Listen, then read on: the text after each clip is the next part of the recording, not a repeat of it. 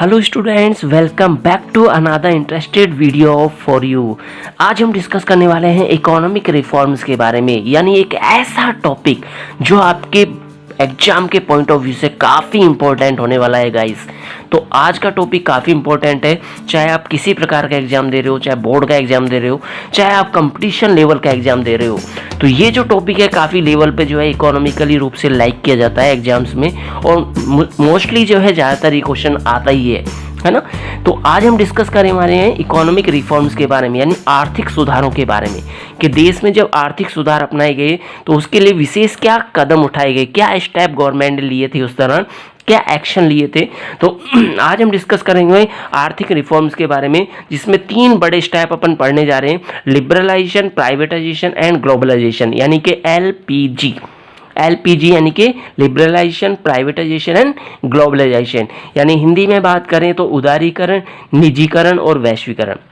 ये 3 बड़े स्टेप ऐसे हैं गवर्नमेंट के, 3 बड़े कदम ऐसे गवर्नमेंट ने उठाए जहां से पूरी कंट्री का नक्शा बदल गया, पूरी कंट्री की आर्थिक इकोनॉमिक कंडीशन चेंज हो गई। यानी इकोनॉमिक डेवलपमेंट इतनी तेजी से होने लगा कि दुनिया आश्चर्यचकित रह गई कि ये भी इंडिया है, ये भी, हाँ, इंडिया ने दिखा दिया, उस समय करके दिखा दिया एक दुनिया को। यानी कि वर्ल्ड के मैप पे इंडिया की पहचान अलग ही बनने लग गई इन तीनों एक्शंस को लेने से, यानी कि लिबरलाइजेशन, प्राइवेटाइजेशन, ग्लोबलाइजेशन को अपनाने से। तो हम डिस्कस करेंगे आज एलपीजी के बारे में, विशेष रूप से स्पेशलाइजेशन रूप में। तो सबसे पहले अपन देखते हैं इंडिपेंडेंस। आफ्टर इंडिपेंडेंस इंडिया में क्या कंडीशन थी, देखिए स्टार्ट करते हैं। आइए देखिए, आफ्टर इंडिपेंडेंस की बात करें तो India adopted the structure of mixed economy, यानी भारत ने जो है मिक्स्ड इकोनॉमी के स्ट्रक्चर को, संरचना को अपनाया। पॉलिसी ऑफ इकोनॉमिक प्लानिंग, और इसके साथ साथ आर्थिक योजना यानी नियोजन को भी अपनाया गया, इकोनॉमिक प्लानिंग को अपनाया गया, यूज किया गया। यानी इंडिया जो वर्क करना है आफ्टर इंडिपेंडेंस, जो चलने वाला है इंडिया, वो प्लानिंग करके चलने वाला है, सोच समझ के डिसाइड करके चलने वाला है कि एक एक कदम उसको कैसे उठाना है, अपनी डेवलपमेंट को कैसे ग्रो कराना है, इकोनॉमी को कैसे टॉप पे ले जाना है। उसके लिए उसने प्लानिंग स्टार्ट की, यानी इकोनॉमिक प्लानिंग पर बल दिया, इकोनॉमिक प्लानिंग को जो है काफ़ी इंपॉर्टेंस दिया, यहाँ इंपॉर्टेंट माना इंडियन स्ट्रक्चर के अकॉर्डिंग। देखिए, public sector was given the important place 1950 to 1990, so many laws were made for conducting and managing the economy. यानी यहाँ पे पब्लिक सेक्टर का रोल जो था काफ़ी इंपॉर्टेंट था 1950 से 90 के दशक में, 90 के दशक के बीच। सो काफ़ी लॉज जो थे वो बनाए गए, है ना, काफ़ी नियम कानून बनाए गए, मैनेजिंग जो किया गया, मैनेज किया गया कंट्री को, पूरी कंट्री को, काफ़ी सारा कंट्रोल था गवर्नमेंट का। Development process was nearly stand still, यानी यहाँ पे डेवलपमेंट का जो प्रोसेस था काफ़ी रुक गया था, एक तरह से बढ़ने भी लगा था, क्योंकि आज़ादी के पश्चात प्लानिंग को अपनाया था, 5 ईयर प्लान को अपनाया था, विकास तेज़ी से बढ़ने लगा। लेकिन धीरे धीरे जो है भारत की डेवलपमेंट की स्थिति जो है वो काफ़ी आश्चर्यचकित करने वाली हो गई, रुकने लग गई एक तरह से, यानी कि स्टिल हो गई, राइट। तो देखिए बच्चों, आज हम पढ़ने जा रहे हैं ना, टॉपिक काफ़ी इंपॉर्टेंट है, मैं पहले ही बता चूँगा आपको। अगर आपने चैनल को सब्सक्राइब नहीं किया तो चैनल को जरूर सब्सक्राइब कर दें और लाइक जरूर कर दें, बेल आइकन के बटन को दबाना नहीं भूलें, क्योंकि आने वाले टॉपिक्स और भी ज़्यादा इंपॉर्टेंट होने वाले बच्चों, ठीक है। तो भूलना मत, टॉपिक देख करके सब्सक्राइब जरूर कर देना जिसने सब्सक्राइब नहीं किया है, लाइक करना भूलने हम, ये बिल्कुल मत भूलना लाइक करना। तो ठीक है, चलिए देखते हैं। The expenditure of the government nearly stayed higher than its receipt all throughout, यानी कि गवर्नमेंट के जो खर्चे थे, एक्सपेंडिचर्स थे, वो बढ़ने लग गए, क्या होने लगे, बढ़ने लगे, इंक्रीज होने लगे एक्सपेंडिचर, और रिसीप्ट जो थे वो कम थे, है ना। गवर्नमेंट की अर्निंग कम थी और एक्सपेंडिचर गवर्नमेंट की ज़्यादा हो रही थी, प्लानिंग्स पे खर्च होते, यानी नई नई योजनाएं जो प्लानिंग कर रही थी गवर्नमेंट, है ना, स्ट्रक्चर को मजबूत करने के लिए और इंडस्ट्रियों को डेवलप करने के लिए, तो वहाँ पे एक्सपेंडिचर गवर्नमेंट का इंक्रीज होने लग गया और रिसीप्ट जो है गवर्नमेंट की कम होने लग गई।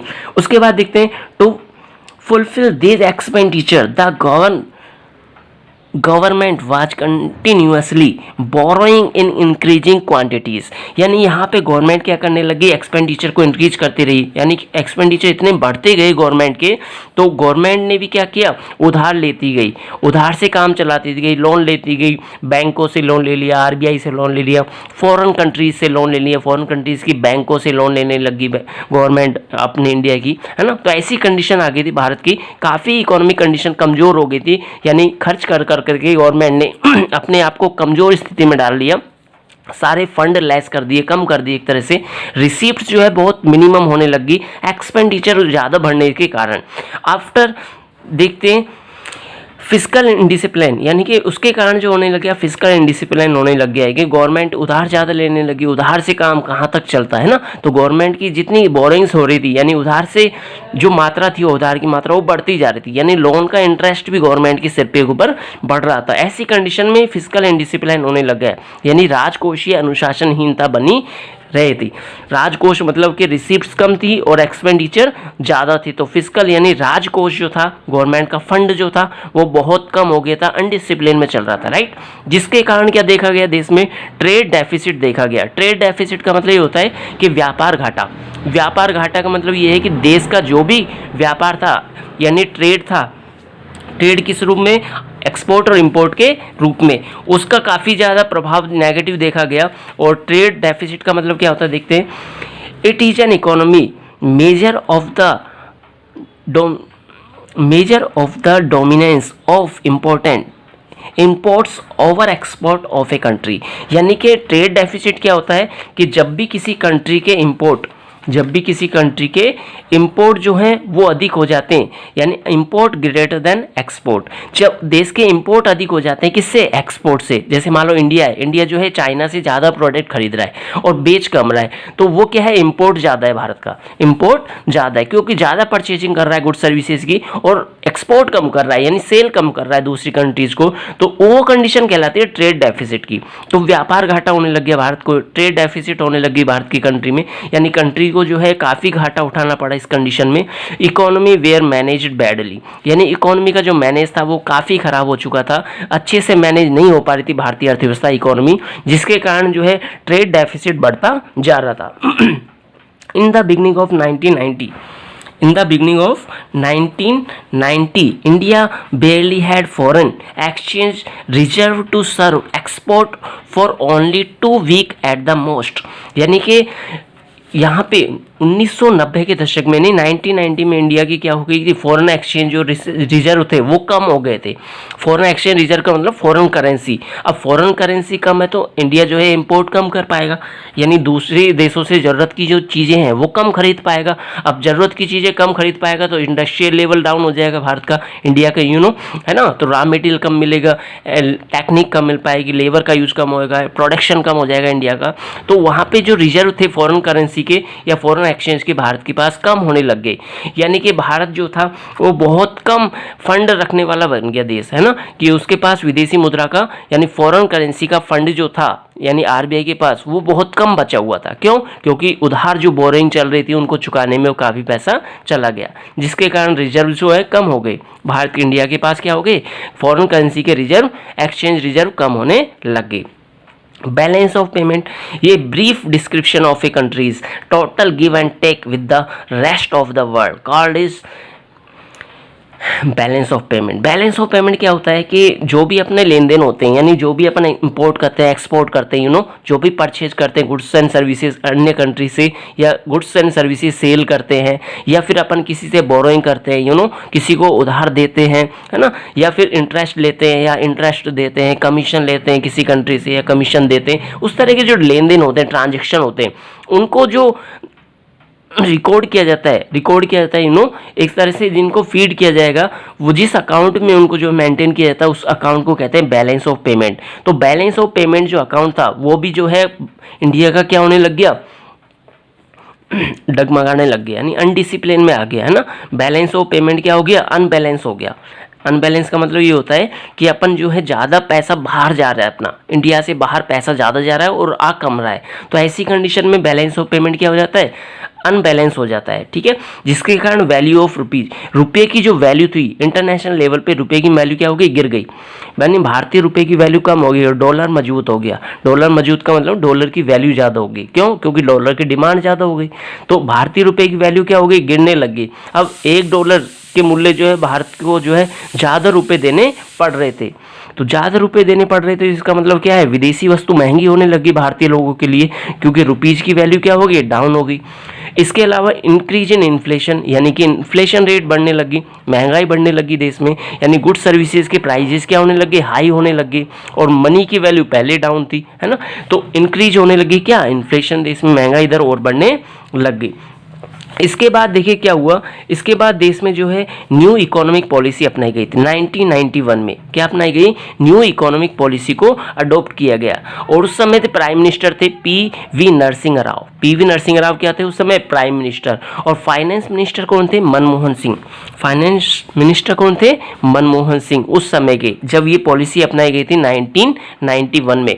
और इनके द्वारा ही जो 3 बड़े स्टेप लिए गए, 3 बड़े या डिसीजन लिए गए कि कंट्री को जो है इकोनॉमी के डेवलपमेंट के लिए जो लिबरलाइजेशन, प्राइवेटाइजेशन एंड ग्लोबलाइजेशन को अपनाना पड़ेगा। अब तो इसको अपनाना ही पड़ेगा अगर देश को विकास करना है तो। आगे देखते हैं एलपीजी के बारे में। सबसे पहले देखेंगे अपन एलपीजी में एल यानी लिबरलाइजेशन। लिबरलाइजेशन का मतलब होता है उदारीकरण, उदार होना, अपने आप को अच्छा उदार नीति अपनाना, लिबरल पॉलिसी अपनाना, किसके द्वारा, बाई गवर्नमेंट के द्वारा। यानी गवर्नमेंट को अब बड़ा दिल रखना पड़ेगा, है ना। बड़ा दिल का मतलब ये है कि जो भी कठोर लॉ बना रखे हैं उसने, है ना, पॉलिसीज बना रखी है, रूल्स बना रखे हैं, उनको सिंपल करना पड़ेगा ताकि इंडस्ट्रियाँ डेवलप हो सके। यार इंडस्ट्रियों को बढ़ावा दो ना यार, 1 रुपया भी कोई मार्केट में लगाता है, बिजनेस लगाए तो लगाने दो ना उसको। क्यों आप लाइसेंस की अनिवार्यता कंपलसरी कर रहे हो, लाइसेंस कंपलसरी है सर, है ना, सिक्योरिटी देनी पड़ेगी सर, बिल्डिंग के लिए अलग से रिफॉर्म करना पड़ेगा सर। ये सारे आपने रूल रेगुलेशन इतने सारे बढ़ा रखे हैं, कोई 2 पैसा भी मार्केट में इन्वेस्ट नहीं कर सकता। तो बिजनेसमैन को फ्रीडम में रहने दो, कुछ बिजनेस स्टार्ट करने दो ताकि वो क्या कर सके, बिजनेस स्टार्ट कर सके, आपकी लेबर्स को जो है एम्प्लॉयमेंट दे सके। तो यहाँ पे गवर्नमेंट ने खुद ने ही क्या किया, अपने आप को लिबरल पॉलिसी में ढाला, यानी कि अपने दिल को उदार बनाया कि ठीक है भाई, ज़्यादा से ज़्यादा उद्योग स्थापित होने दो, अपनी पॉलिसी जो है, रूल्स जो है, लॉ जो है, उनको क्या करना है, सिंप्लीफिकेशन करना है, यानी सरल बनाना है ना। लाइसेंस की अनिवार्यता को कम करना है, यानी जो ज़्यादातर उद्योगों के लिए लाइसेंस अनिवार्य है उनकी संख्या कम कर दो, अब ज़्यादा से ज़्यादा उद्योग खुलने दो भाई, है ना, बढ़ावा दो इनको, इंडस्ट्रीज़ को, राइट, प्रमोट करते जाओ। As part of the new economic policy to do way with the unwanted control and prohibition come to be known as liberation, यानी यहाँ पे जो है विभिन्न प्रकार के प्रतिबंध जो थे, यानी कि नियंत्रण था गवर्नमेंट का, वो सारा कम कर दिया गया गवर्नमेंट के द्वारा, है ना। जो विभिन्न प्रकार के प्रतिबंध वाले क्षेत्र थे कि भाई उद्योग स्थापित नहीं कर सकते आप, इंडस्ट्री नहीं लगा सकते इस सेक्टर्स में, ये इस सेक्टर्स में गवर्नमेंट का ही जो है पूरा अधिकार है, ऐसा नहीं था। गवर्नमेंट ने अपने अधिकार को, यानी राइट्स को कम कर दिया उस सेक्टर्स में, और प्राइवेट सेक्टर को भी क्या किया, प्रमोट किया, राइट, जिसके कारण प्रोहिबिशन जो है कम होने लग गया, यानी कि प्रतिबंध हट गए, कम होने लग गए। प्रमोटिंग इंपोर्ट एंड एक्सपोर्ट, जिससे क्या हुआ, लिबरेशन अपनाने से, यानी उदार नीति अपनाने से, लिबरल पॉलिसी अडॉप्ट करने से गवर्नमेंट ने देखा कि कंट्री में क्या होने लगी, इकोनॉमी में इंपोर्ट और एक्सपोर्ट क्या होने लग गए, प्रमोट होने लग गए, यानी कि बढ़ने लग गए। इंपोर्ट ड्यूटी रिडक्शन, यानी यहाँ पे क्या किया गवर्नमेंट ने, इंपोर्ट ड्यूटी को रिडक्शन किया, यानी रिड्यूस किया। रिड्यूस का मतलब ये है कि जो भी इंपोर्ट ड्यूटी लगती थी, जैसे मान लो चाइना से कोई प्रोडक्ट परचेज किया आपने, तो उस पर आपको इंपोर्ट ड्यूटी देनी पड़ती थी, यानी शुल्क देना पड़ता था। तो उस शुल्क में क्या किया गया, कमी की गई कि आपको अब शुल्क कम देना पड़ेगा। समझ लो मेरी बात। तो आप क्या करोगे, ज़्यादा से ज़्यादा इंपोर्ट करोगे, अपने फॉरेन ट्रेड को इंक्रीज करने का प्रयास करोगे, ज़्यादा से ज़्यादा सेल आउट करोगे प्रोड्यूस करके, तो उस कंडीशंस में जो है इंपोर्ट ड्यूटी क्या होगी, रिडक्शन होने से इंपोर्ट बढ़ने लग गया है, यानी प्रोडक्शन लेवल भारत में क्या हो गया, इंक्रीज होने लग गया। एबोलिश क्वांटिटेटिव रिस्ट्रिक्शन, यानी यहाँ पे जो है मात्रा, क्वांटिटेटिव जो परिचय थी, यानी मात्रा जो उत्पादन की वो बढ़ने लगी। Restriction in the field of the education, medicine, travel were reduce, यानी यहाँ पे जो था एजुकेशन का सिस्टम जो था, एजुकेशन का जो क्षेत्र था, मेडिसिन का यानी स्वास्थ्य सुविधाओं का, है ना, इसके अलावा ट्रैवल जो है, ये सारी सुविधाओं को बढ़ावा दिया गया, यानी यहाँ पर छूट दी गई, एजुकेशन को जो है बढ़ावा दिया गया, टेक्निक को बढ़ावा दिया कि फॉरेन करेंसी की एजुकेशन जो है, फॉरेन कंट्रियों में एजुकेशन ले सकते हो आप जा करके, वहाँ की एजुकेशन टेक्निक को, मेडिसिन को अपने यहाँ फॉलो कर सकते हो, ट्रैवल कर सकते हो, किसी भी कंट्री में आप घूम सकते हो, घूम कर आ सकते हो, गोवा जा सकते हो, मलेशिया जा सकते हो, है ना, तो इस तरह बैंकॉक जा सकते हो घूमने के लिए। तो सारी चीज़ों को जो है बाउंडेशन से दूर कर दिया गया, एक तरह से इस तरह की फाउंडेशंस को कम कर दिया गया, एक तरह से फ्री कर दिया गया, एजुकेशन लेने के लिए आप जा सकते हो फॉरेन कंट्री। तो इससे क्या होता है, थोड़ा इकोनॉमिक एक्टिविटीज़ बढ़ती हैं, वहाँ पर इकोनॉमिक एक्टिविटीज़ ग्रोथ करने लग जाती है। मेडिसिन जो फैसिलिटीज़ थी उनको इंक्रीज किया गया, right.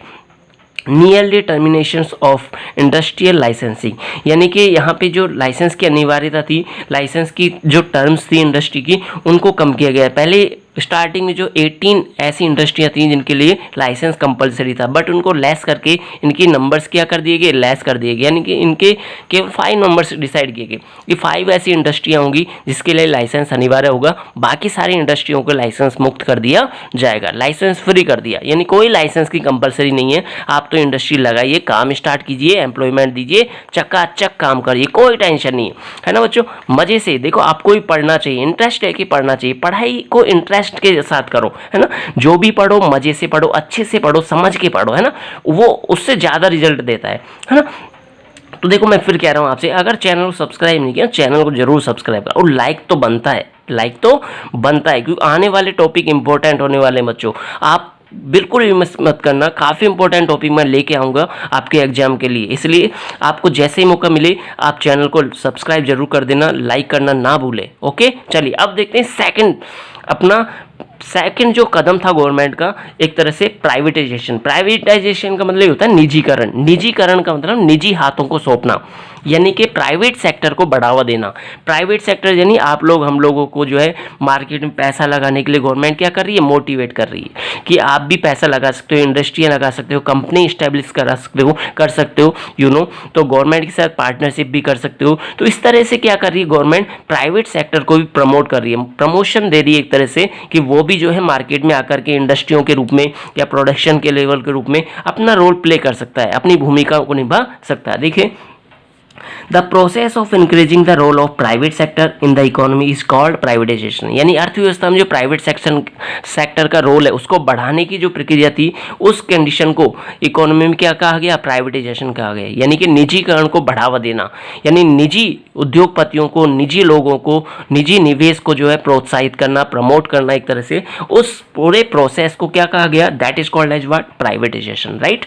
Under it the private sector is provided more changes in the economy and the role of the public sector is reduced, यानी यहाँ पे क्या हो गया, प्राइवेट सेक्टर जैसे इंक्रीज होने लग गया, प्रमोट होने लग गया पूरी कंट्री में, तो वहाँ पे पब्लिक सेक्टर का जो रोल था वो कम होने लग गया, क्योंकि प्राइवेट सेक्टर जो था काफ़ी अच्छा पैसा लगा रहा था, इंक्रीज और कर रहा था अपनी कैपिटल को, यानी कि जो गवर्नमेंट पब्लिक के सेक्टर में जितने भी प्राइवेट उपक्रम, गवर्नमेंट के उपक्रम थे, गवर्नमेंट कंपनियाँ थी, है ना, गवर्नमेंट के जो कॉरपोरेशन थे, वो सारे लॉस में चल रहे थे। तो ऐसी कंडीशन में गवर्नमेंट ने क्या किया, प्राइवेट सेक्टर को इनवाइट किया कि आप इस तरह की कंपनियों को, सेक्टर्स को, है ना, जो भी कॉरपोरेशंस हैं वहाँ पे आप अपनी कैपिटल लगाइए। प्राइवेट सेक्टर ने क्या किया, कैपिटल लगाया, इंक्रीज की, लेबर अच्छी रखी, वहाँ पे स्किल्स डेवलपमेंट के माध्यम से जो है वहाँ की लेबर को, अपने आप को कुशल बनाया, है ना, वहाँ की मशीन को रिपेयर करवाया, न्यू मशीन्स एडजस्ट की, जिसके कारण वो पब्लिक सेक्टर की जो इंडस्ट्रियाँ थी वो क्या करने लग गई, ग्रो करने लग गई।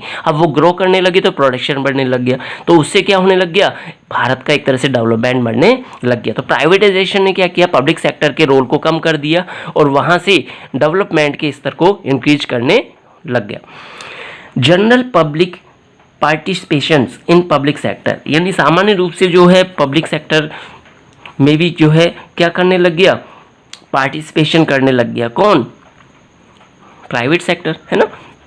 इंक्रीज इन फाइनेंशियल डिसिप्लिन, इससे क्या हो गया, प्राइवेटाइजेशन बढ़ने से, निजीकरण होने से क्या होने लग गया, वित्तीय डिसिप्लिन बढ़ने लग गया, यानी फाइनेंशियल डिसिप्लिन इंक्रीज होने लग गया, वित्तीय अनुशासन बढ़ने लग गया, उत्पादन स्तर बढ़ने लग गया, रोजगार यानी एम्प्लॉयमेंट इंक्रीज हुआ, एम्प्लॉयमेंट इंक्रीज होने से इंडिविजुअल इनकम लेवल इंक्रीज हुई, इंडिविजुअल इनकम लेवल से नेशनल इनकम इंक्रीज हुई, नेशनल इनकम इंक्रीज होने से नेशनल लेवल का जो डेवलपमेंट था उसकी ग्रोथ बढ़ने लगी। एड इन द मॉडर्नाइजेशन, यानी आधुनिकीकरण को भी बढ़ावा मिला। जैसे जैसे कैपिटल सेट होने लगी मार्केट में, प्राइवेट सेक्टर ने पैसा लगाना शुरू किया, उद्योगपतियों ने, इंडस्ट्रियल मैन ने जो है अपनी पूंजी को, कैपिटल को जो है मार्केट में सेट किया, यानी कि इंडस्ट्रीज में लगाया, एज ए मशीन लगाया, चाहे एज ए लेबर लगाया, चाहे as a raw material use किया, यानी जैसा भी सेटअप लगाया प्राइवेट सेक्टर ने, उससे मॉडर्नाइजेशन यानी आधुनिकीकरण को बढ़ावा मिला, यानी नई नई मशीनें आने लगी, आयात की जाने लगी, जिससे देश का प्रोडक्शन लेवल और इंक्रीज होने लगा।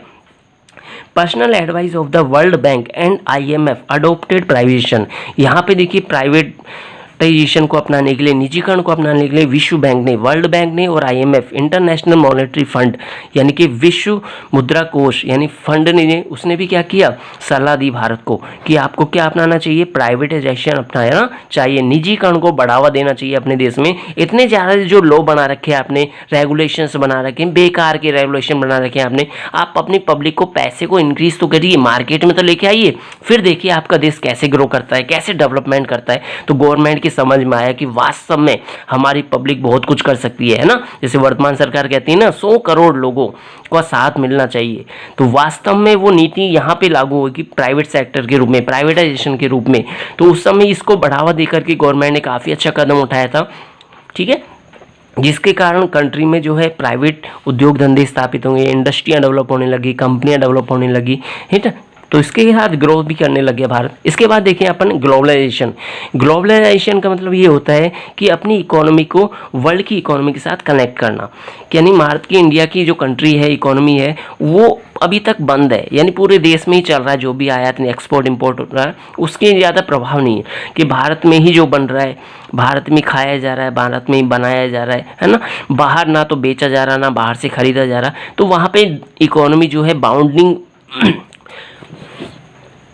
पॉलिटिकल बाउंड्री में फंस जाती है ना, जहाँ से उसका डेवलपमेंट लॉन्ग टाइम तक डेवलपमेंट नहीं हो पाता। तो ऐसी कंडीशन में क्या किया जाता है, ग्लोबलाइजेशन को अपनाया जाता है, यानी वैश्वीकरण को अपनाया जाता है, यानी विश्व के साथ जुड़ा जाता है, विश्व के देशों के साथ जुड़ना चाहिए। देखो आप घर से बाहर नहीं निकलोगे तो आपको कोई नॉलेज नहीं मिलेगी, आपको क्या करना चाहिए, कैसे करना चाहिए। जैसे आप घर से बाहर निकलोगे, देखोगे दुनिया को, दुनिया कैसे काम कर रही है, कैसे प्रोडक्शन कर रही है, कैसे एम्प्लॉयमेंट प्राप्त कर रही है, कैसे कैपिटल को इंक्रीज कर रही है ना, कैसे मशीन का यूज कर रही है, तो वो सारी चीज़ें बाहर निकलने से आती है। तो यहाँ पे भारत ने भी क्या किया, ग्लोबलाइजेशन को अपनाया। ग्लोबलाइजेशन का मतलब ये है कि दूसरे देशों से भी जो है इकोनॉमिक एक्टिविटीज आपकी कनेक्ट होनी चाहिए, जोड़नी चाहिए, और देशों से भी आपका ट्रेड जो है, व्यापार वो बढ़ना चाहिए, जिसकी ज़रूरत है भारत को। यानी इंपोर्ट और एक्सपोर्ट दोनों इंक्रीज होने चाहिए आपके, दोनों में आपकी ग्रोथ होनी चाहिए। रिलेशन जो है आपके, रिलेशन इंटरनेशनल मार्केट में जो है वो अच्छे होने चाहिए, किसके पॉइंट ऑफ व्यू से, ट्रेड के पॉइंट ऑफ व्यू से, है ना। चलिए देखते हैं। Globalisation is the process of integration of local economy with the world economy, यानी कि ग्लोबलाइजेशन एक ऐसा प्रोसेस है जो क्या करता है, अपनी लोकल देश की इकोनॉमी को वर्ल्ड की इकोनॉमी से कनेक्ट करता है, यानी कि जोड़ता है, यानी एकीकरण करना, एक साथ जोड़ना, कि पूरा विश्व एक परिवार है, ये मान के चलो आप, है ना। दूसरे देश से नाराजगी मत रखो, दूसरे देश को बुरा मत सोचो, है ना, उसके साथ जुड़ो, आओ जाओ वहाँ मिलो, एक तरह से मित्रता रखो, व्यापार भी करो, पैसा भी कमाओ, है ना, मुनाफा दो भी, कमाओ भी, खुद भी कमाओ, उसको भी कमाने दो। इस तरह आपस में विश्व के साथ क्या करना, कनेक्ट करना इकोनॉमिक एक्टिविटीज़ को। इकोनॉमिक एक्टिविटीज़ को मतलब कंजम्पशन को, प्रोडक्शन को, डिस्ट्रीब्यूशन को, एक्सपोर्ट इंपोर्ट को, दोनों को इंक्रीज करना, एक तरह से आ जा सके दोनों एक दूसरे कंट्रियों में, इस तरह का माहौल बनाना, राइट, वो कहलाता है ग्लोबलाइजेशन। तो यहाँ गवर्नमेंट ने क्या किया, ग्लोबलाइजेशन को भी इंक्रीज किया, बढ़ावा दिया एक तरह से। वर्ल्ड वाइड इंटरनेशनल कनेक्टेडनेस, यानी यहाँ पे क्या किया, विश्वव्यापी अर्थव्यवस्था के साथ जोड़ा गया। तो वहाँ पे connecting with information and technology, इससे क्या हुआ, ग्लोबलाइजेशन को अपनाने से भारत क्या हुआ, इंफॉर्मेशन और टेक्नोलॉजी से जुड़ा, यानी नई नई सूचना तकनीकी से भारत का क्या हुआ ज्ञान हुआ, जिसके कारण भारत का उत्पादन लेवल, प्रोडक्शन लेवल और ज़्यादा इंक्रीज होने लग गया। और नई टेक्नोलॉजी मिलने से, यानी दूसरी कंट्री की जो टूर करने से, ट्रैवल करने से, उनकी टेक्नोलॉजी का नॉलेज लेने से, प्रोडक्शन लेवल को जानकारी लेने से, या नई मशीन इंपोर्ट करने से भारत का प्रोडक्शन लेवल काफ़ी आश्चर्यचकित देखा गया, यानी काफ़ी इंक्रीज हो गया, जिसके कारण भारत का इंफॉर्मेशन सेक्टर भी जो होता है काफ़ी इंक्रीज हुआ, सर्विसेज डेवलप होने लगी, बैंकिंग, इंश्योरेंस, यानी इस तरह की जो संचार कम्युनिकेशंस की जो सर्विसेज थी भारत में वो ग्रो करने लगी, तरह से टेलीफोन, इंटरनेट के माध्यम से काफ़ी सूचनाएं मिलने लगी। तो ये सारी चीज़ें किसके कारण हुई है, ये ग्लोबलाइजेशन के कारण हुई है, यानी नई नई टेक्नोलॉजी मिल रही है, जापान से नई टेक्नोलॉजी मिल रही है, आपको सीखने को मिल रहा है कैसे प्रोडक्ट को जो है मिनिमम कॉस्ट में मैक्सिमम प्रोडक्शन किया जा सकता है। तो इस तरह की टेक्नोलॉजी जो होती है अपन को फॉरेन कंट्री से सीखने को मिलती है, प्राप्त होती है, एक तरह से अडोप्ट की जाती है, जिससे क्या है, अपना इकोनॉमिकली लेवल अच्छा हो जाता है। Easy international exchange of goods and services, यानी ग्लोबलाइजेशन अपनाने से जो है गुड्स एंड सर्विसेज का एक्सचेंज करना क्या हो जाता है, ईजी हो जाता है। दूसरे देश को बेचना, सेल करना और दूसरे देश से परचेज करना कोई भी गुड्स सर्विसेज, वो इजी वे में आप कर सकते हो। यानी अपने को जो ज़रूरत है ना, वो वस्तु अपन खरीद लेंगे, गुड्स अपन परचेज कर लेंगे, और जो दूसरे बंदे को ज़रूरत है ना, दूसरी कंट्री को ज़रूरत है, अपन बना रहे हैं मान लो इंडियंस, तो अपन क्या कर सकते हैं, उसको सेल आउट कर सकते हैं, भाई अपना पैसा ले लेंगे, अपन मुनाफा ले लेंगे, है ना। इससे क्या हो जाता है, एक्सचेंज ईजी हो जाता है, गुड्स एंड सर्विसेज का ट्रांजैक्शन होने लग जाता है। Encouragement of foreign direct investment, यानी कि फॉरेन डायरेक्ट इन्वेस्टमेंट को भी क्या मिलता है, प्रमोट करने का मौका मिलता है यहाँ पे, है ना। फॉरेन डायरेक्ट इन्वेस्टमेंट मतलब कोई कंपनी है, बाहर की कंपनी है, विदेशी कंपनी है, वो सीधे भारत में आकर के क्या कर सकती है, इन्वेस्टमेंट कर सकती है, अपना पैसा लगा सकती है, मार्केट में अपना सेटअप कर सकती है। तो यहाँ पे क्या होगा, अपने एम्प्लॉयमेंट बढ़ेगा, एम्प्लॉयमेंट बढ़ने से इनकम लेवल बढ़ेगा, है ना, प्रति व्यक्ति आय बढ़ने लगी, पर कैपिटा इनकम बढ़ने लगी, जिससे नेशनल इनकम में भी ग्रो मिलेगी, इकोनॉमिक एक्टिविटीज अपने नेशनल लेवल पे बढ़ने लगेगी, इंडिया में बढ़ने लगेगी। तो फॉरेन डायरेक्ट इन्वेस्टमेंट को भी क्या करना, प्रमोट करना। तो इससे क्या होता है, ग्लोबलाइजेशन से एफडीआई को बढ़ावा मिलता है, फॉरेन डायरेक्ट इन्वेस्टमेंट को भी मोटिवेशन मिलता है। World class brand items are easily available in the market, यानी वर्ल्ड क्लास के जो आइटम्स है, विभिन्न कंट्रियों की जो ब्रांडेड चीज़ें हैं गुड सर्विसेज के रूप में, वो अपन को इजीली मिलने लग जाती है। किसके माध्यम से, ग्लोबलाइजेशन के माध्यम से। जब इंपोर्ट और एक्सपोर्ट इजी वे में किया जा रहा है, आदान प्रदान किया जा रहा है, वस्तु सेवाओं को परचेज सेल्स किया जा रहा है, एक दूसरे कंट्रीज़ के मध्य में एक्सचेंज किया जा रहा है, तो वहाँ पे जो है अपन को विभिन्न प्रकार की ब्रांड की कंपनी हो गई, है ना, शूज़ वगैरह देखते हैं अपन रिबॉक के, है ना, रिबॉक के देखते हैं, रेस के देखते हैं, ये सारे क्या है, ब्रांडेड कंपनियों के शूज़ है ना। तो अपन को क्या मिल रहे हैं, ब्रांडेड चीज़ें मिल रही है एक तरह से। तो इस तरह से अच्छी क्वालिटी वाली गुड्स जो हैं, सर्विसेज, वो अवेलेबल हो पाती है। किसके कारण, ग्लोबलाइजेशन अपनाने के कारण। दूसरी कंपनी अपने भारत में बेच पाती है, अच्छे प्रोडक्ट बेच पाती है, अपनी कंपनी भी जो प्रोडक्ट बनाती है, अच्छी क्वालिटी वाले प्रोडक्ट बनाती है, वो भी जो है दूसरी कंट्री को अवेलेबल करा पाती है। तो आपस में देशों में क्या हो जाता है, एक अच्छा व्यवहार जुड़ने लग जाता है।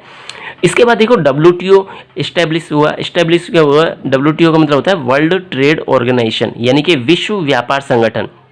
अब विश्व व्यापार संगठन ने वर्ल्ड ट्रेड ऑर्गेनाइजेशन क्यों स्थापित किया गया, क्योंकि ताकि इंटरनेशनल जो मार्केट चल रहा है, यानी ट्रेड हो रहा है आपस में, एक दूसरे देशों के मध्य में एक्सपोर्ट इंपोर्ट हो रहा है, तो वो डिसिप्लिन में चले। आपस में देश जो है डिसिप्लिन रूप से, डिसिप्लिन में रह करके क्या कर सकें, गुड सर्विसेज का एक्सचेंज कर सके, यानी फाइनेंशियल जो है डिसिप्लिन बना रह सके। उसके लिए इंटरनेशनल लेवल पे एक ऑर्गेनाइजेशन इस्टेब्लिश किया गया, जिसका नाम था WTO, वर्ल्ड ट्रेड ऑर्गेनाइजेशन। कब इस्टेब्लिश किया गया, 1 जनवरी 1995, 1 जनवरी 1995 में जो है WTO की स्थापना की गई, ठीक है, ताकि अंतर्राष्ट्रीय इंटरनेशनल लेवल पे जो है एक्सपोर्ट इंपोर्ट पर ट्रेड को जो है डिसिप्लिन में संचालित किया जा सके। अब देखिए, determining and the regulating trade rules between Nations, ठीक है, यहाँ पे जो है WTO द्वारा क्या किया गया, रूल रेगुलेशंस जो है निर्धारित किए गए ट्रेड से संबंधित, रिलेटेड जो ट्रेड से संबंधित रूल रेगुलेशन थे, वो कौन डिसाइड करता है, इंटरनेशनल लेवल पे WTO डिसाइड करता है कि आपको इंपोर्ट करना है तो उसके रेगुलेशन क्या रहेंगे, इंपोर्ट ड्यूटी कैसे देनी पड़ेगी, कैसे आप दूसरे देश को गुड सर्विसेज पर सेल कर सकते हो, परचेज कर सकते हो, वो सारे रूल रेगुलेशन इंटरनेशनल ट्रेड के कौन तय करता है, WTO तैयार करता है, ठीक है। उसका काम सीधा WTO के हाथ में था।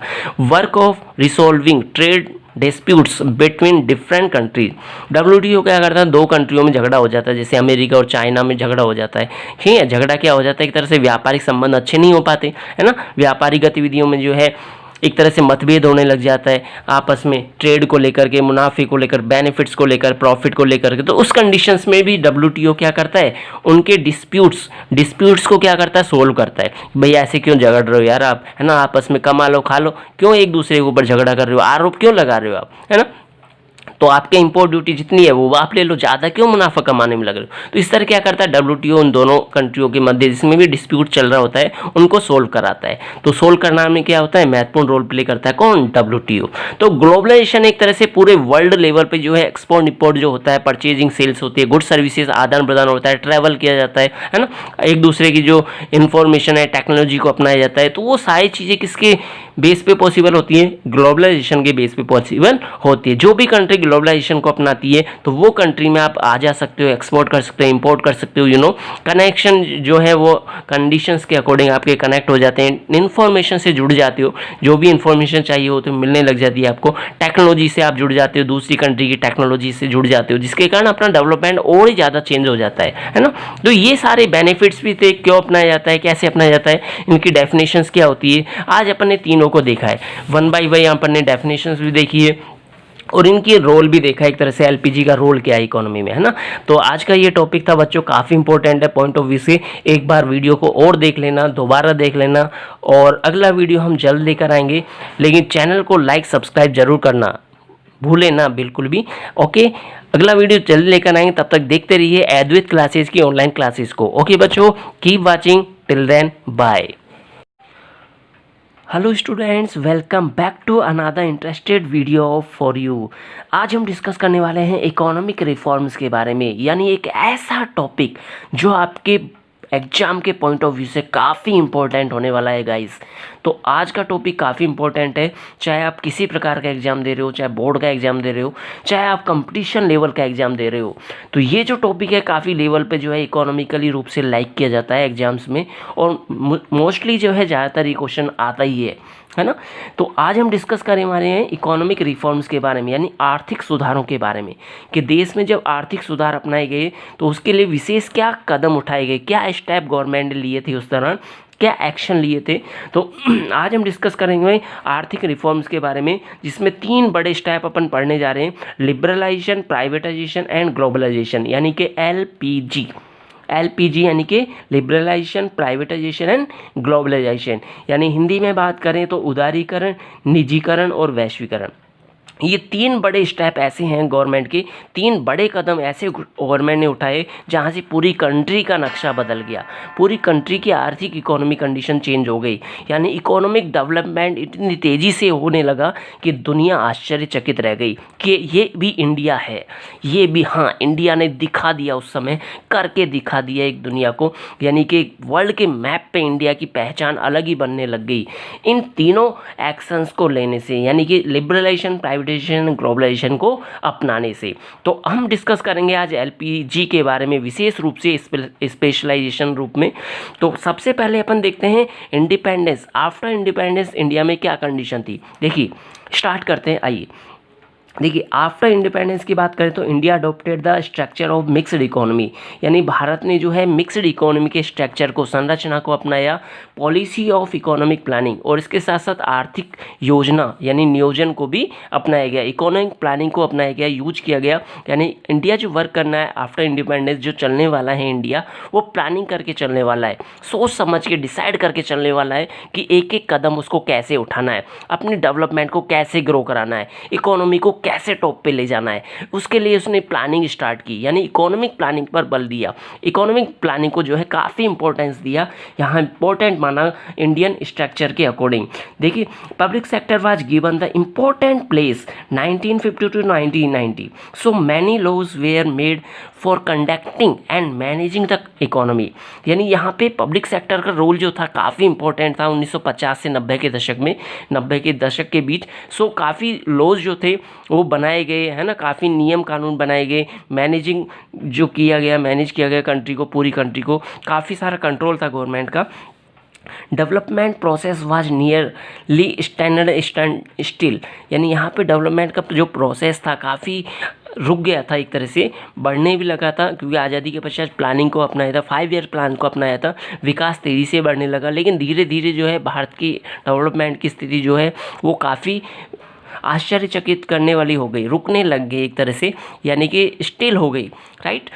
तो देखिए बच्चों, आज हम पढ़ने जा रहे हैं ना, टॉपिक काफ़ी इंपॉर्टेंट है, मैं पहले ही बता चूँगा आपको। अगर आपने चैनल को सब्सक्राइब नहीं किया है तो चैनल को ज़रूर सब्सक्राइब कर दें और लाइक जरूर कर दें, बेल आइकन के बटन को दबाना नहीं भूलें, क्योंकि आने वाले टॉपिक्स और भी ज़्यादा इंपॉर्टेंट होने वाले बच्चों, ठीक है। तो भूलना मत, टॉपिक देख करके सब्सक्राइब जरूर कर देना जिसने सब्सक्राइब नहीं किया है, लाइक करना भूलने, हम ये बिल्कुल मत भूलना लाइक करना, तो ठीक है। चलिए देखते हैं।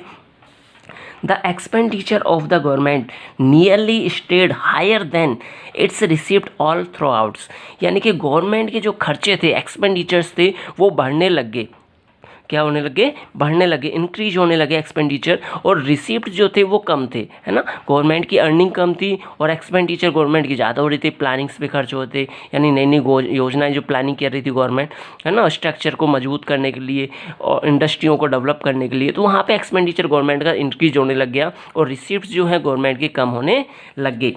उसके बाद देखते हैं, to fulfil this expenditure the government was continuously borrowing in increasing quantities, यानी यहाँ पे गवर्नमेंट क्या करने लगी, एक्सपेंडिचर को इंक्रीज करती रही, यानी कि एक्सपेंडिचर इतने बढ़ते गए गवर्नमेंट के, तो गवर्नमेंट ने भी क्या किया, उधार लेती गई, उधार से काम चलाती गई, लोन लेती गई, बैंकों से लोन ले लिया, आरबीआई से लोन ले लिया, फॉरेन कंट्रीज से लोन ले लिया, फॉरेन कंट्रीज़ की बैंकों से लोन लेने लगी गवर्नमेंट अपने इंडिया की, है ना। तो ऐसी कंडीशन आ गई थी भारत की, काफ़ी इकोनॉमिक कंडीशन कमज़ोर हो गई थी, यानी खर्च कर करके गवर्नमेंट ने अपने आप को कमज़ोर स्थिति में डाल लिया, सारे फंड लेस कर दिए, कम कर दिए एक तरह से, रिसीप्ट जो है बहुत मिनिमम होने लगी एक्सपेंडिचर ज़्यादा बढ़ने के कारण।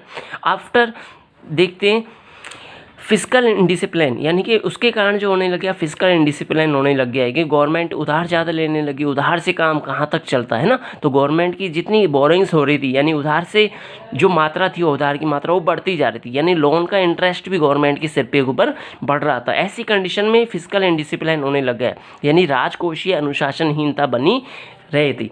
राजकोष मतलब कि रिसिप्ट्स कम थी और एक्सपेंडिचर ज़्यादा थी, तो फिजिकल यानी राजकोष जो था, गवर्नमेंट का फंड जो था वो बहुत कम हो गया था, अनडिसिप्लिन में चल रहा था, राइट। जिसके कारण क्या देखा गया, देश में ट्रेड डेफिसिट देखा गया। ट्रेड डेफिसिट का मतलब ये होता है कि व्यापार घाटा।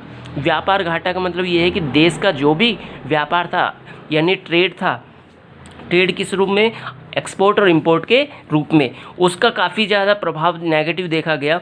और ट्रेड डेफिसिट का मतलब क्या होता है देखते हैं, it is an economy measure of the dominance of important imports over export of a country, यानी कि ट्रेड डेफिसिट क्या होता है कि जब भी किसी country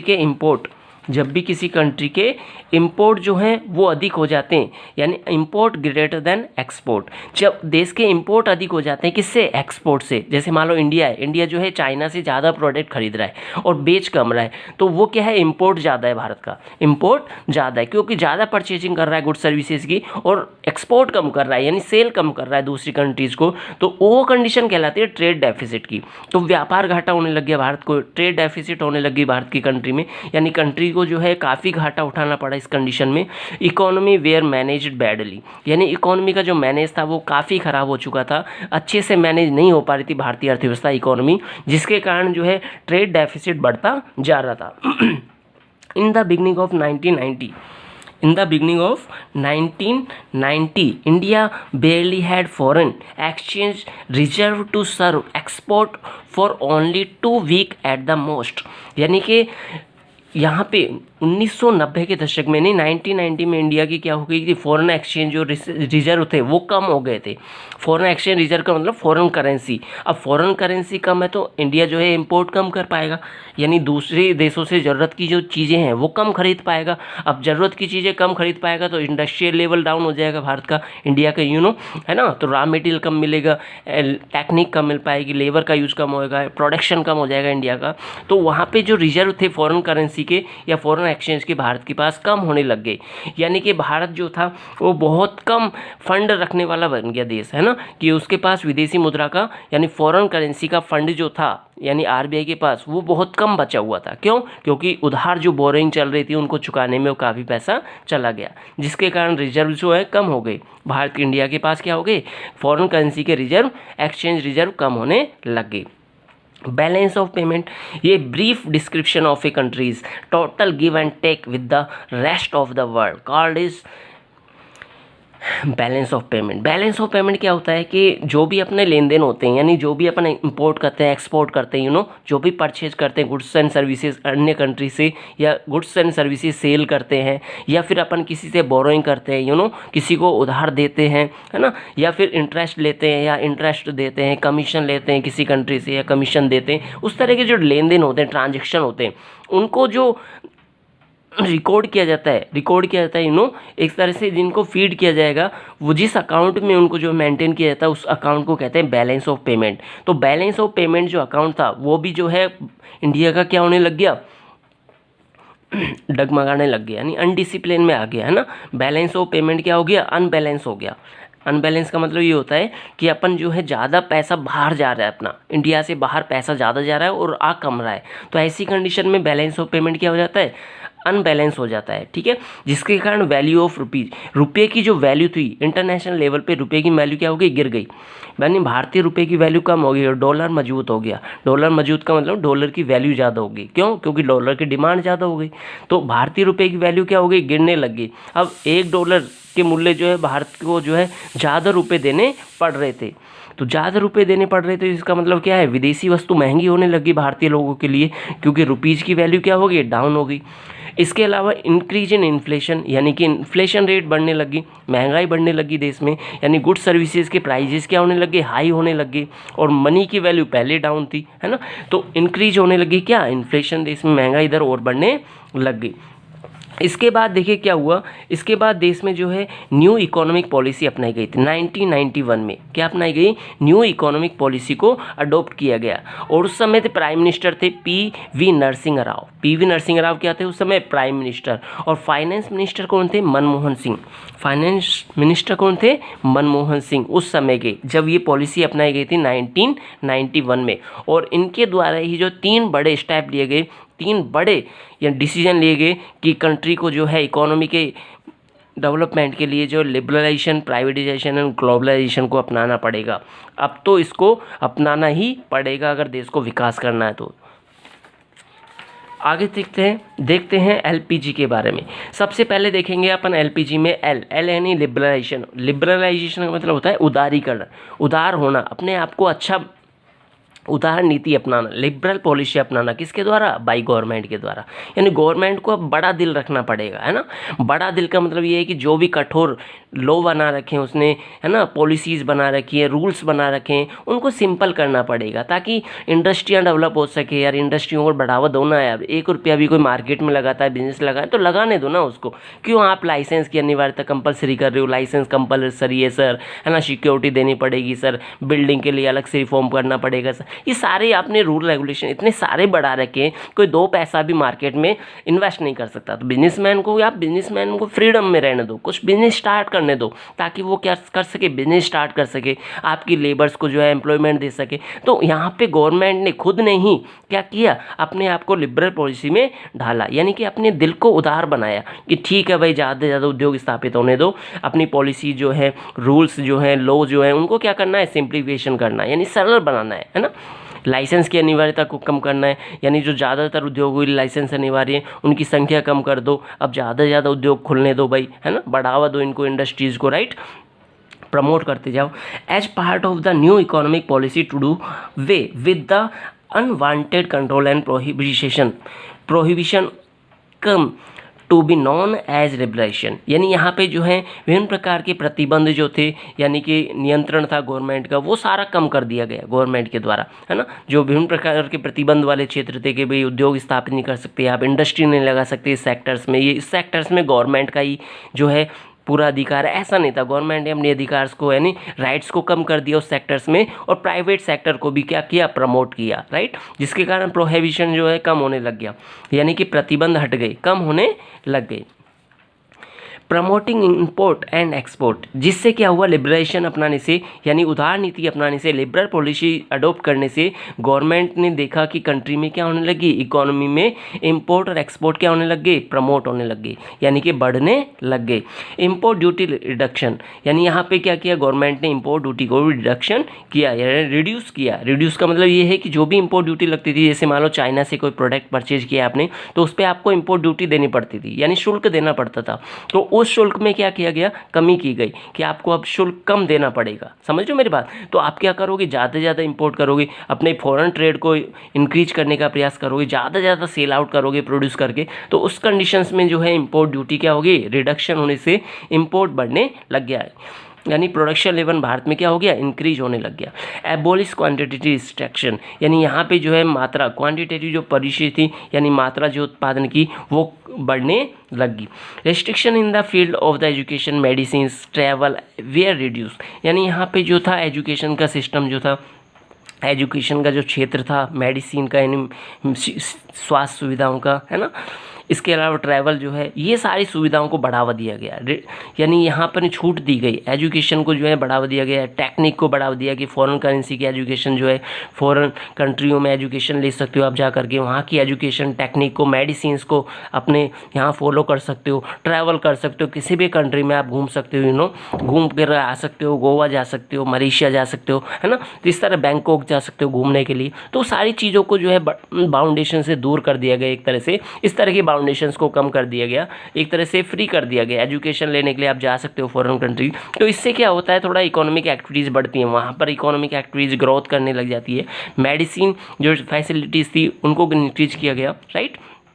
nearly terminations of industrial licensing, यानी कि यहाँ पे जो लाइसेंस की अनिवार्यता थी, लाइसेंस की जो टर्म्स थी इंडस्ट्री की, उनको कम किया गया। पहले स्टार्टिंग में जो 18 ऐसी इंडस्ट्रियाँ थी जिनके लिए लाइसेंस कंपलसरी था, बट उनको लेस करके इनकी नंबर्स क्या कर दिए गए, लेस कर दिए गए, यानी कि इनके केवल 5 नंबर्स डिसाइड किए गए कि 5 ऐसी इंडस्ट्रियाँ होंगी जिसके लिए लाइसेंस अनिवार्य होगा, बाकी सारी इंडस्ट्रियों को लाइसेंस मुक्त कर दिया जाएगा, लाइसेंस फ्री कर दिया, यानी कोई लाइसेंस की कंपलसरी नहीं है। आप तो इंडस्ट्री लगाइए, काम स्टार्ट कीजिए, एम्प्लॉयमेंट दीजिए, चकाचक काम करिए, कोई टेंशन नहीं है ना बच्चों। मज़े से देखो, आपको भी पढ़ना चाहिए, इंटरेस्ट है कि पढ़ना चाहिए, पढ़ाई को इंटरेस्ट के साथ करो, है ना, जो भी पढ़ो मज़े से पढ़ो, अच्छे से पढ़ो, समझ के पढ़ो, है ना, वो उससे ज़्यादा रिजल्ट देता है ना। तो देखो मैं फिर कह रहा हूँ आपसे, अगर चैनल को सब्सक्राइब नहीं किया, चैनल को जरूर सब्सक्राइब करो, और लाइक तो बनता है, लाइक तो बनता है, क्योंकि आने वाले टॉपिक इंपॉर्टेंट होने वाले बच्चों, आप बिल्कुल भी मिस मत करना। काफ़ी इंपॉर्टेंट टॉपिक मैं लेके आऊँगा आपके एग्जाम के लिए, इसलिए आपको जैसे ही मौका मिले आप चैनल को सब्सक्राइब जरूर कर देना, लाइक करना ना भूलें। ओके, चलिए अब देखते हैं अपना सेकंड जो कदम था गवर्नमेंट का, एक तरह से प्राइवेटाइजेशन। प्राइवेटाइजेशन का मतलब होता है निजीकरण। निजीकरण का मतलब निजी हाथों को सौंपना, यानी कि प्राइवेट सेक्टर को बढ़ावा देना। प्राइवेट सेक्टर यानी आप लोग, हम लोगों को जो है मार्केट में पैसा लगाने के लिए गवर्नमेंट क्या कर रही है, मोटिवेट कर रही है कि आप भी पैसा लगा सकते हो, इंडस्ट्रियाँ लगा सकते हो, कंपनी इस्टेब्लिश कर सकते हो, तो गवर्नमेंट के साथ पार्टनरशिप भी कर सकते हो। तो इस तरह से क्या कर रही है गवर्नमेंट, प्राइवेट सेक्टर को भी प्रमोट कर रही है, प्रमोशन दे रही है एक तरह से, कि वो भी जो है मार्केट में आकर के इंडस्ट्रियों के रूप में या प्रोडक्शन के लेवल के रूप में अपना रोल प्ले कर सकता है, अपनी भूमिका को निभा सकता है। देखिए, the process of increasing the role of private sector in the economy is called privatisation, यानी अर्थव्यवस्था में जो प्राइवेट सेक्टर का रोल है उसको बढ़ाने की जो प्रक्रिया थी, उस कंडीशन को इकोनॉमी में क्या कहा गया, प्राइवेटाइजेशन कहा गया, यानी कि निजीकरण को बढ़ावा देना, यानी निजी उद्योगपतियों को, निजी लोगों को, निजी निवेश को जो है प्रोत्साहित करना, प्रमोट करना, एक तरह से उस पूरे प्रोसेस को क्या कहा गया, that is called as what, privatisation, right. Under it the private sector is provided more changes in the economy and the role of the public sector is reduced, यानी यहाँ पे क्या हो गया, प्राइवेट सेक्टर जैसे इंक्रीज होने लग गया, प्रमोट होने लग गया पूरी कंट्री में, तो वहाँ पे पब्लिक सेक्टर का जो रोल था वो कम होने लग गया, क्योंकि प्राइवेट सेक्टर जो था काफ़ी अच्छा पैसा लगा रहा था, इंक्रीज और कर रहा था अपनी कैपिटल को, यानी कि जो गवर्नमेंट पब्लिक के सेक्टर में जितने भी प्राइवेट उपक्रम, गवर्नमेंट के उपक्रम थे, गवर्नमेंट कंपनियाँ थी, है ना, गवर्नमेंट के जो कॉरपोरेशन थे, वो सारे लॉस में चल रहे थे। तो ऐसी कंडीशन में गवर्नमेंट ने क्या किया, प्राइवेट सेक्टर को इनवाइट किया कि आप इस तरह की कंपनियों को, सेक्टर्स को, है ना, जो भी कॉरपोरेशंस हैं वहाँ पे आप अपनी कैपिटल लगाइए। प्राइवेट सेक्टर ने क्या किया, कैपिटल लगाया, इंक्रीज की, लेबर अच्छी रखी, वहाँ पे स्किल्स डेवलपमेंट के माध्यम से जो है वहाँ की लेबर को, अपने आप को कुशल बनाया, है ना, वहाँ की मशीन को रिपेयर करवाया, न्यू मशीन्स एडजस्ट की, जिसके कारण वो पब्लिक सेक्टर की जो इंडस्ट्रियाँ थी वो क्या करने लग गई, ग्रो करने लग गई। अब वो ग्रो करने लगी तो प्रोडक्शन बढ़ने लग गया, तो उससे क्या होने लग गया, भारत का एक तरह से डेवलपमेंट बढ़ने लग गया। तो प्राइवेटाइजेशन ने क्या किया, पब्लिक सेक्टर के रोल को कम कर दिया और वहाँ से डेवलपमेंट के स्तर को इंक्रीज करने लग गया। General public participations in public sector, यानी सामान्य रूप से जो है पब्लिक सेक्टर में भी जो है क्या करने लग गया, पार्टिसिपेशन करने लग गया। कौन, प्राइवेट सेक्टर, है ना। इंक्रीज इन फाइनेंशियल डिसिप्लिन, इससे क्या हो गया, प्राइवेटाइजेशन बढ़ने से, निजीकरण होने से क्या होने लग गया, वित्तीय डिसिप्लिन बढ़ने लग गया, यानी फाइनेंशियल डिसिप्लिन इंक्रीज होने लग गया, वित्तीय अनुशासन बढ़ने लग गया, उत्पादन स्तर बढ़ने लग गया, रोजगार यानी एम्प्लॉयमेंट इंक्रीज हुआ, एम्प्लॉयमेंट इंक्रीज होने से इंडिविजुअल इनकम लेवल इंक्रीज हुई, इंडिविजुअल इनकम लेवल से नेशनल इनकम इंक्रीज हुई, नेशनल इनकम इंक्रीज होने से नेशनल लेवल का जो डेवलपमेंट था उसकी ग्रोथ बढ़ने लगी। एड इन द मॉडर्नाइजेशन यानी आधुनिकीकरण को भी बढ़ावा मिला, जैसे जैसे कैपिटल सेट होने लगी मार्केट में, प्राइवेट सेक्टर ने पैसा लगाना शुरू किया, उद्योगपतियों ने, इंडस्ट्रियल मैन ने जो है अपनी पूंजी को, कैपिटल को जो है मार्केट में सेट किया, यानी कि इंडस्ट्रीज में लगाया, एज ए मशीन लगाया, चाहे एज ए लेबर लगाया, चाहे as a raw material use किया, यानी जैसा भी सेटअप लगाया प्राइवेट सेक्टर ने, उससे मॉडर्नाइजेशन यानी आधुनिकीकरण को बढ़ावा मिला, यानी नई नई मशीनें आने लगी, आयात की जाने लगी, जिससे देश का प्रोडक्शन लेवल और इंक्रीज होने लग गया। Personal advice of the world bank and IMF adopted privatisation. यहाँ पे देखिए प्राइवेटाइजेशन को अपनाने के लिए, निजीकरण को अपनाने के लिए विश्व बैंक ने, वर्ल्ड बैंक ने और IMF इंटरनेशनल मॉनेटरी फंड यानी कि विश्व मुद्रा कोष यानी फंड ने, उसने भी क्या किया, सलाह दी भारत को कि आपको क्या अपनाना चाहिए, प्राइवेटाइजेशन अपनाना चाहिए, निजीकरण को बढ़ावा देना चाहिए अपने देश में। इतने ज़्यादा जो लॉ बना रखे हैं आपने, रेगुलेशंस बना रखे हैं, बेकार के रेगुलेशन बना रखे हैं आपने, आप अपनी पब्लिक को, पैसे को इंक्रीज तो करिए, मार्केट में तो लेके आइए, फिर देखिए आपका देश कैसे ग्रो करता है, कैसे डेवलपमेंट करता है। तो गवर्नमेंट समझ में आया कि वास्तव में हमारी पब्लिक बहुत कुछ कर सकती है ना, जैसे वर्तमान सरकार कहती है ना 100 करोड़ लोगों का साथ मिलना चाहिए, तो वास्तव में वो नीति यहाँ पे लागू होगी प्राइवेट सेक्टर के रूप में, प्राइवेटाइजेशन के रूप में। तो उस समय इसको बढ़ावा देकर के गवर्नमेंट ने काफ़ी अच्छा कदम उठाया था, ठीक है, जिसके कारण कंट्री में जो है प्राइवेट उद्योग धंधे स्थापित होंगे, इंडस्ट्रियाँ डेवलप होने लगी, कंपनियाँ डेवलप होने लगी, ठीक है। तो इसके साथ ग्रोथ भी करने लग गया भारत। इसके बाद देखिए अपन ग्लोबलाइजेशन। ग्लोबलाइजेशन का मतलब ये होता है कि अपनी इकोनॉमी को वर्ल्ड की इकोनॉमी के साथ कनेक्ट करना, यानी भारत की, इंडिया की जो कंट्री है, इकोनॉमी है, वो अभी तक बंद है, यानी पूरे देश में ही चल रहा है, जो भी आयात एक्सपोर्ट इंपोर्ट हो रहा है उसके ज़्यादा प्रभाव नहीं है कि भारत में ही जो बन रहा है, भारत में खाया जा रहा है, भारत में ही बनाया जा रहा है ना, बाहर ना तो बेचा जा रहा, ना बाहर से खरीदा जा रहा, तो वहाँ पे इकोनॉमी जो है बाउंडिंग पॉलिटिकल बाउंड्री में फंस जाती है ना, जहाँ से उसका डेवलपमेंट लॉन्ग टाइम तक डेवलपमेंट नहीं हो पाता। तो ऐसी कंडीशन में क्या किया जाता है, ग्लोबलाइजेशन को अपनाया जाता है, यानी वैश्वीकरण को अपनाया जाता है, यानी विश्व के साथ जुड़ा जाता है, विश्व के देशों के साथ जुड़ना चाहिए।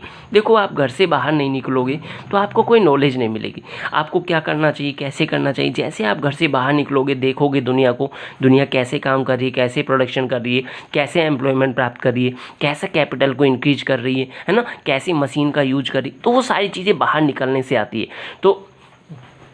तो यहाँ पे भारत ने भी क्या किया, ग्लोबलाइजेशन को अपनाया। ग्लोबलाइजेशन का मतलब ये है कि दूसरे देशों से भी जो है इकोनॉमिक एक्टिविटीज़ आपकी कनेक्ट होनी चाहिए, जोड़नी चाहिए, और देशों से भी आपका ट्रेड जो है, व्यापार वो बढ़ना चाहिए, जिसकी ज़रूरत है भारत को। यानी इंपोर्ट और एक्सपोर्ट दोनों इंक्रीज होने चाहिए आपके, दोनों में आपकी ग्रोथ होनी चाहिए। रिलेशन जो है आपके, रिलेशन इंटरनेशनल मार्केट में जो है वो अच्छे होने चाहिए। किसके पॉइंट ऑफ व्यू से, ट्रेड के पॉइंट ऑफ व्यू से, है ना। चलिए देखते हैं। Globalisation is the process of integration of local economy with the world economy, यानी कि ग्लोबलाइजेशन एक ऐसा प्रोसेस है जो क्या करता है, अपनी लोकल देश की इकोनॉमी को वर्ल्ड की इकोनॉमी से कनेक्ट करता है, यानी कि जोड़ता है, यानी एकीकरण करना, एक साथ जोड़ना, कि पूरा विश्व एक परिवार है, ये मान के चलो आप, है ना। दूसरे देश से नाराज़गी मत रखो, दूसरे देश को बुरा मत सोचो, है ना, उसके साथ जुड़ो, आओ जाओ वहाँ मिलो, एक तरह से मित्रता रखो, व्यापार भी करो, पैसा भी कमाओ, है ना, मुनाफा दो भी, कमाओ भी, खुद भी कमाओ, उसको भी कमाने दो। इस तरह आपस में विश्व के साथ क्या करना, कनेक्ट करना इकोनॉमिक एक्टिविटीज़ को। इकोनॉमिक एक्टिविटीज़ को मतलब कंजम्पशन को, प्रोडक्शन को, डिस्ट्रीब्यूशन को, एक्सपोर्ट इंपोर्ट को, दोनों को इंक्रीज करना, एक तरह से आ जा सके दोनों एक दूसरे कंट्रियों में, इस तरह का माहौल बनाना, राइट, वो कहलाता है ग्लोबलाइजेशन। तो यहाँ गवर्नमेंट ने क्या किया, ग्लोबलाइजेशन को भी इंक्रीज किया, बढ़ावा दिया एक तरह से। वर्ल्ड वाइड इंटरनेशनल कनेक्टेडनेस, यानी यहाँ पे क्या किया, विश्वव्यापी अर्थव्यवस्था के साथ जोड़ा गया। तो वहाँ पे connecting with information and technology, इससे क्या हुआ, ग्लोबलाइजेशन को अपनाने से भारत क्या हुआ, इंफॉर्मेशन और टेक्नोलॉजी से जुड़ा, यानी नई नई सूचना तकनीकी से भारत का क्या हुआ ज्ञान हुआ, जिसके कारण भारत का उत्पादन लेवल, प्रोडक्शन लेवल और ज़्यादा इंक्रीज होने लग गया। और नई टेक्नोलॉजी मिलने से, यानी दूसरी कंट्री की जो टूर करने से, ट्रैवल करने से, उनकी टेक्नोलॉजी का नॉलेज लेने से, प्रोडक्शन लेवल को जानकारी लेने से, या नई मशीन इंपोर्ट करने से भारत का प्रोडक्शन लेवल काफ़ी आश्चर्यचकित देखा गया, यानी काफ़ी इंक्रीज हो गया, जिसके कारण भारत का इंफॉर्मेशन सेक्टर भी जो होता है काफ़ी इंक्रीज हुआ, सर्विसेज डेवलप होने लगी, बैंकिंग, इंश्योरेंस, यानी इस तरह की जो संचार, कम्युनिकेशंस की जो सर्विसेज थी भारत में वो ग्रो करने लगी, तरह से टेलीफोन, इंटरनेट के माध्यम से काफ़ी सूचनाएं मिलने लगी। तो ये सारी चीज़ें किसके कारण हुई है? ये ग्लोबलाइजेशन के कारण हुई है, यानी नई नई टेक्नोलॉजी मिल रही है, जापान से नई टेक्नोलॉजी मिल रही है, आपको सीखने को मिल रहा है कैसे प्रोडक्ट को जो है मिनिमम कॉस्ट में मैक्सिमम प्रोडक्शन किया जा सकता है। तो इस तरह की टेक्नोलॉजी जो होती है अपन फॉरेन कंट्री से सीखने को मिलती है, प्राप्त होती है, एक तरह से अडोप्ट की जाती है, जिससे क्या है अपना इकोनॉमिकली लेवल अच्छा हो जाता है। Easy international exchange of goods and services, यानी ग्लोबलाइजेशन अपनाने से जो है गुड्स एंड सर्विसेज का एक्सचेंज करना क्या हो जाता है? ईजी हो जाता है। दूसरे देश को बेचना, सेल करना और दूसरे देश से परचेज करना कोई भी गुड्स सर्विसेज, वो ईजी वे में आप कर सकते हो। यानी अपने को जो ज़रूरत है ना, वो वस्तु अपन खरीद लेंगे, गुड्स अपन परचेज कर लेंगे, और जो दूसरे बंदे को ज़रूरत है ना, दूसरी कंट्री को ज़रूरत है, अपन बना रहे हैं मान लो इंडियंस, तो अपन क्या कर सकते हैं? उसको सेल आउट कर सकते हैं, भाई अपना पैसा ले लेंगे, अपन मुनाफा ले लेंगे, है ना। इससे क्या हो जाता है? एक्सचेंज ईजी हो जाता है, गुड्स एंड सर्विसेज का ट्रांजैक्शन होने लग जाता है। Encouragement of foreign direct investment, यानी कि फॉरेन डायरेक्ट इन्वेस्टमेंट को भी क्या मिलता है? प्रमोट करने का मौका मिलता है यहाँ पे, है ना। फॉरेन डायरेक्ट इन्वेस्टमेंट मतलब कोई कंपनी है, बाहर की कंपनी है, विदेशी कंपनी है, वो सीधे भारत में आकर के क्या कर सकती है? इन्वेस्टमेंट कर सकती है, अपना पैसा लगा सकती है, मार्केट में अपना सेटअप कर सकती है। तो यहाँ पे क्या होगा? अपने एम्प्लॉयमेंट बढ़ेगा, एम्प्लॉयमेंट बढ़ने से इनकम लेवल बढ़ेगा, है ना, प्रति व्यक्ति आय बढ़ने लगी, पर कैपिटा इनकम बढ़ने लगी, जिससे नेशनल इनकम में भी ग्रो मिलेगी, इकोनॉमिक एक्टिविटीज़ अपने नेशनल लेवल पे बढ़ने लगेगी, इंडिया में बढ़ने लगेगी। तो फॉरेन डायरेक्ट इन्वेस्टमेंट को भी क्या करना? प्रमोट करना।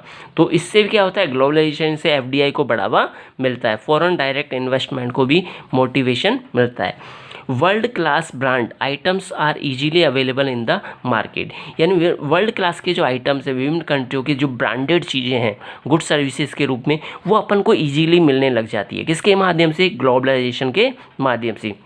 जब इंपोर्ट और एक्सपोर्ट इजी वे में किया जा रहा है, आदान प्रदान किया जा रहा है, वस्तु सेवाओं को परचेज सेल्स किया जा रहा है, एक दूसरे कंट्रीज़ के मध्य में एक्सचेंज किया जा रहा है, तो वहाँ पे जो है अपन को विभिन्न प्रकार की ब्रांड की कंपनी हो गई, है ना, शूज़ वगैरह देखते हैं अपन रिबॉक के, है ना, रिबॉक के देखते हैं, रेस के देखते हैं, ये सारे क्या है? ब्रांडेड कंपनियों के शूज़ है ना। तो अपन को क्या मिल रहे हैं? ब्रांडेड चीज़ें मिल रही है एक तरह से। तो इस तरह से अच्छी क्वालिटी वाली गुड्स जो हैं, सर्विसेज, वो अवेलेबल हो पाती है। किसके कारण? ग्लोबलाइजेशन अपनाने के कारण। दूसरी कंपनी अपने भारत में बेच पाती है, अच्छे प्रोडक्ट बेच पाती है, अपनी कंपनी भी जो प्रोडक्ट बनाती है, अच्छी क्वालिटी वाले प्रोडक्ट बनाती है, वो भी जो है दूसरी कंट्री को अवेलेबल करा पाती है। तो आपस में देशों में क्या हो जाता है? एक अच्छा व्यवहार जुड़ने लग जाता है। इसके बाद देखो WTO इस्टेब्लिश क्या हुआ? WTO का मतलब होता है वर्ल्ड ट्रेड ऑर्गेनाइजेशन, यानी कि विश्व व्यापार संगठन। अब विश्व व्यापार संगठन ने वर्ल्ड ट्रेड ऑर्गेनाइजेशन क्यों स्थापित किया गया? क्योंकि ताकि इंटरनेशनल जो मार्केट चल रहा है, यानी ट्रेड हो रहा है आपस में, एक दूसरे देशों के मध्य में एक्सपोर्ट इंपोर्ट हो रहा है, तो वो डिसिप्लिन में चले। आपस में देश जो है डिसिप्लिन में रह कर के क्या कर सकें? गुड सर्विसेज का एक्सचेंज कर सके, यानी फाइनेंशियल जो है डिसिप्लिन बना रह सके। उसके लिए इंटरनेशनल लेवल पे एक ऑर्गेनाइजेशन इस्टेब्लिश किया गया, जिसका नाम था WTO, वर्ल्ड ट्रेड ऑर्गेनाइजेशन। कब इस्टेब्लिश किया गया? 1 जनवरी 1995, 1 जनवरी 1995 में जो है WTO की स्थापना की गई, ठीक है, ताकि अंतर्राष्ट्रीय इंटरनेशनल लेवल पे जो है एक्सपोर्ट इंपोर्ट पर ट्रेड को जो है डिसिप्लिन में संचालित किया जा सके। अब देखिए, determining and the regulating trade rules between Nations, ठीक है, यहाँ पे जो है WTO द्वारा क्या किया गया? रूल रेगुलेशंस जो है निर्धारित किए गए, ट्रेड से संबंधित रिलेटेड जो ट्रेड से संबंधित रूल रेगुलेशन थे, वो कौन डिसाइड करता है? इंटरनेशनल लेवल पे WTO डिसाइड करता है कि आपको इंपोर्ट करना है तो उसके रेगुलेशन क्या रहेंगे, इंपोर्ट ड्यूटी कैसे देनी पड़ेगी, कैसे आप दूसरे देश को गुड सर्विसेज पर सेल कर सकते हो, परचेज कर सकते हो, वो सारे रूल रेगुलेशन इंटरनेशनल ट्रेड के कौन तय करता है? WTO तैयार करता है, ठीक है। तो उसका काम सीधा WTO के हाथ में था। Work of resolving trade disputes between different countries. WTO क्या करता है, दो कंट्रियों में झगड़ा हो जाता है, जैसे अमेरिका और चाइना में झगड़ा हो जाता है, ठीक है। झगड़ा क्या हो जाता है, एक तरह से व्यापारिक संबंध अच्छे नहीं हो पाते, है ना। व्यापारिक गतिविधियों में जो है एक तरह से मतभेद होने लग जाता है आपस में, ट्रेड को लेकर के, मुनाफे को लेकर, बेनिफिट्स को लेकर, प्रॉफिट को लेकर के। तो उस कंडीशंस में भी WTO क्या करता है, उनके डिस्प्यूट्स को क्या करता है, सोल्व करता है। भैया ऐसे क्यों झगड़ रहे हो यार आप, है ना, आपस में कमा लो खा लो, क्यों एक दूसरे के ऊपर झगड़ा कर रहे हो, आरोप क्यों लगा रहे हो आप, है ना। तो आपके इंपोर्ट ड्यूटी जितनी है वो आप ले लो, ज़्यादा क्यों मुनाफा कमाने में लग रहे हो। तो इस तरह क्या करता है WTO उन दोनों कंट्रियों के मध्य जिसमें भी डिस्प्यूट चल रहा होता है उनको सोल्व कराता है। तो सोल्व करना में क्या होता है, महत्वपूर्ण रोल प्ले करता है कौन, WTO। तो ग्लोबलाइजेशन एक तरह से पूरे वर्ल्ड लेवल पे जो है एक्सपोर्ट इंपोर्ट जो होता है, परचेजिंग सेल्स होती है, गुड सर्विसेज आदान प्रदान होता है, ट्रैवल किया जाता है ना, एक दूसरे की जो इन्फॉर्मेशन है, टेक्नोलॉजी को अपनाया जाता है। तो वो सारी चीज़ें किसके बेस पे पॉसिबल होती है, ग्लोबलाइजेशन के बेस पे पॉसिबल होती है। जो भी कंट्री ग्लोबलाइजेशन को अपनाती है तो वो कंट्री में आप आ जा सकते हो, एक्सपोर्ट कर सकते हो, इंपोर्ट कर सकते हो, कनेक्शन जो है वो कंडीशंस के अकॉर्डिंग आपके कनेक्ट हो जाते हैं, इन्फॉर्मेशन से जुड़ जाते हो, जो भी इन्फॉर्मेशन चाहिए हो तो मिलने लग जाती है आपको, टेक्नोलॉजी से आप जुड़ जाते हो, दूसरी कंट्री की टेक्नोलॉजी से जुड़ जाते हो, जिसके कारण अपना डेवलपमेंट और ही ज़्यादा चेंज हो जाता है ना।